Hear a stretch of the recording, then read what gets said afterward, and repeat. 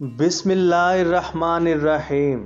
तलवार, तोप और बंदूक से इस कदर लोग नहीं मरते जितने के बसियार खोरी से मरते हैं, यानी कि पेटू होने की वजह से, बेतुका, गलत और ज़्यादा खाने की वजह से। बग़ैर भूख के ग़िज़ा ना खाएं और जब भूख तेज़ हो जाए तो भूखे ना रहें। फ़कीर वो है कि उसकी खामोशी फ़िक्र के साथ और उसकी गुफ्तगू ज़िक्र के साथ हो। मोहब्बत के लिहाज से हर बाप याकूब और हुस्न के लिहाज से हर बेटा यूसुफ है। हकीकी खूबसूरती का चश्मा दिल है। अगर ये स्याह हो तो रोशन चेहरा और चमकती आंखें कुछ काम नहीं देती। इतना खाओ जितना के हज़म कर सको और उतना पढ़ो जितना जज़ब कर सको।